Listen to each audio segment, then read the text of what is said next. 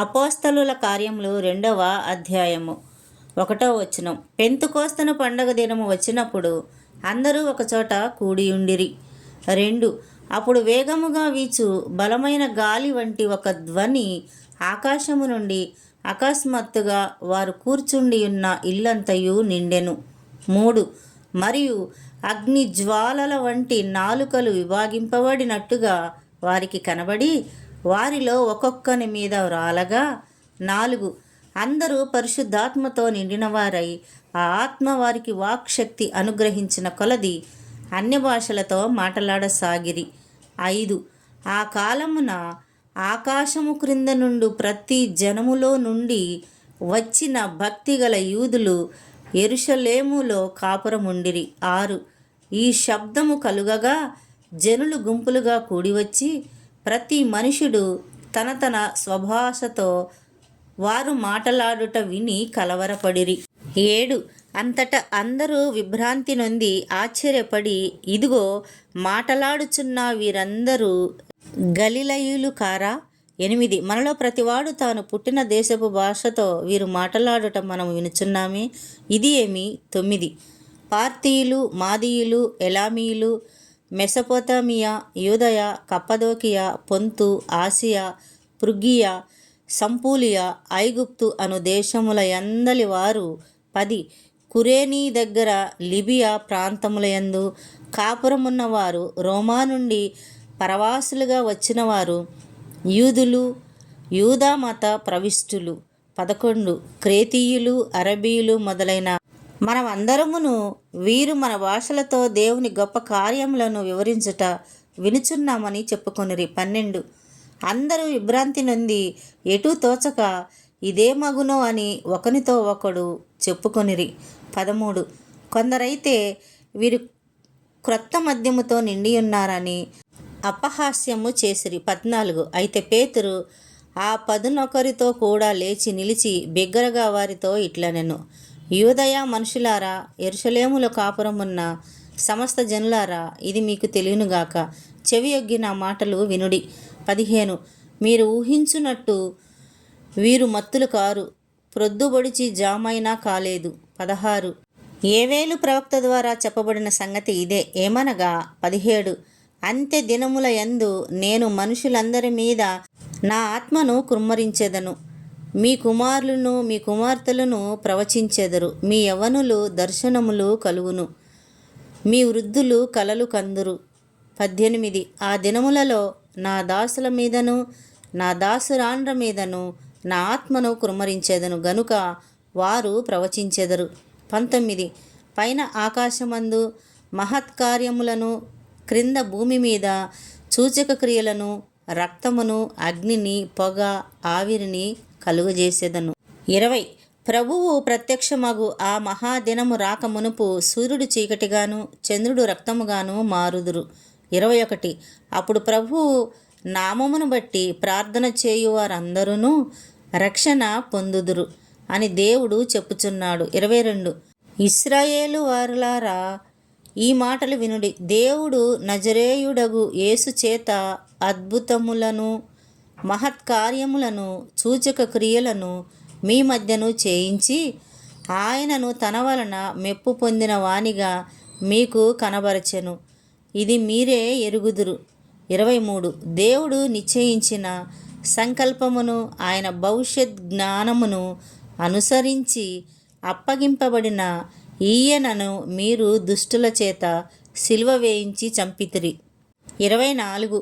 మరణము ఆయనను బంధించి ఉంచుట అసాధ్యము గనుక దేవుడు మరణ వేదనలను తొలగించి ఆయనను లేపెను.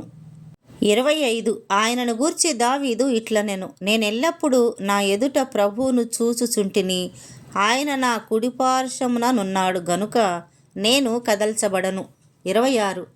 కావున నా హృదయము ఉల్లసించెను, నా నాలుక ఆనందించెను, మరియు నా శరీరము కూడా నిరీక్షణ కలిగి నిలకడగా ఉండును. 27. నీవు నా ఆత్మను పాతాళములో విడిచిపెట్టవు, నీ పరిశుద్ధుని కుళ్ళు పట్టనీయవు. 28.